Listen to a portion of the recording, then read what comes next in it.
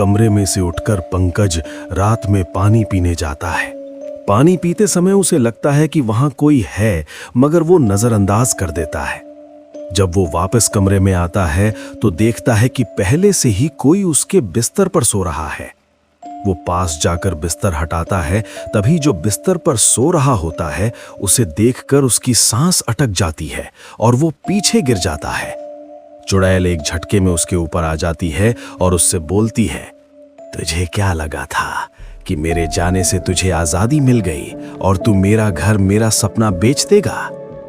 शैतान वर्ष की आज की ये कहानी ऐसी कहानी है जो आपको सोचने पर मजबूर कर देगी कि हम जो देखते और मानते हैं सिर्फ वही सच है, या कुछ चीजें ऐसी भी हैं जिन्हें हम महसूस तो करते हैं लेकिन मानने को तैयार नहीं होते।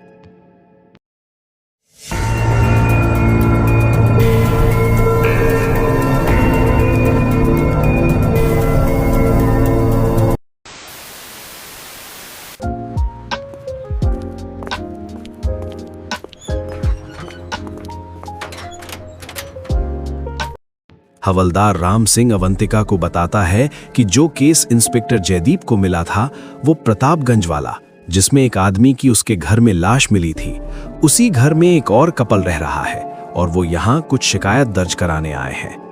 अवंतिका बोलती है, हाँ ठीक है, भेज उन्हें। दीपक और ज्योतिका इंस्पेक्टर अवंतिका के सामने आते हैं और दीपक कहता है, मैडम हमारे घर में कोई चुड़ैल है, आप हमें बचा लीजिए।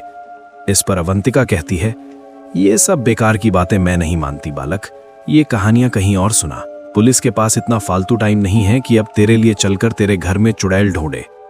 ज्योतिका बोलती है, मैडम आप ये सही नहीं कर रही हैं, अगर कल को हमारे साथ कुछ हुआ तो जिम्मेदार आप होंगी।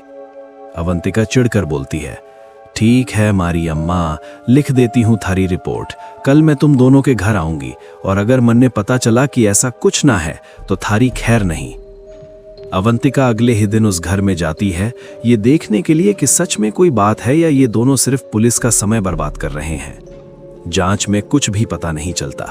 अवंतिका उस घर से जाने का सोचने लगती है, लेकिन उसे अजीब सा एहसास होता है। तभी एक कमरे में उसे किसी के होने का एहसास होता है और पहली बार जिंदगी में उसके चेहरे पर भी डर था। वो अपनी गन निकाल लेती है और उसके ठीक पीछे खड़ी होती है पूजा, वही डायन जिसका साया इस घर पर था। अवंतिका को सब समझ आ जाता है और वो तुरंत उस डायन पर गोली तान देती है, लेकिन एक झटके में डायन उसे गले से पकड़कर हवा में लटका देती है और कहती है, तुझे इसमें मत पड़, तुझे नहीं पता मेरे साथ क्या हुआ था, इसलिए चली जा यहां से। अवंतिका जमीन पर गिरती है और ये सोचकर कि अभी इससे नहीं लड़ सकती, वहां से भाग जाती है। अवंतिका को भी समझ नहीं आ रहा था कि उसने अभी क्या देखा। अपने पूरे पुलिस करियर में उसने कभी किसी डायन का सामना नहीं किया था। उसे पता चल गया था कि उस घर से ही उस डायन का लेना देना है। पुरानी रिपोर्ट से पता चला कि पूजा नाम की औरत को उसके पति ने प्रॉपर्टी के लालच में बेरहमी से मार दिया था और उसी घर से लगाव के चलते उसकी आत्मा वहीं भटक रही है। और जब उसके पति ने घर बेचना चाहा तो उसे भी उस डायन ने नहीं बख्शा।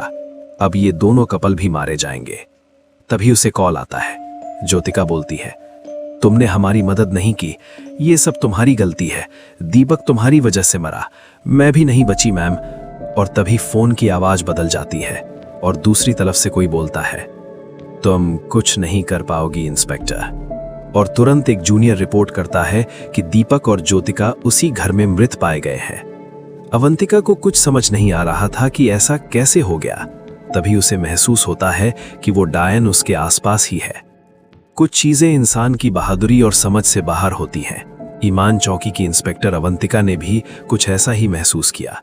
पैरानॉर्मल एक्सपर्ट्स की माने तो ऐसी आत्माएं अक्सर उस घर से कभी नहीं जाती जहां उन्हें हद से ज्यादा लगाव हो, और ऐसी आत्माएं कभी मुक्त नहीं हो पाती।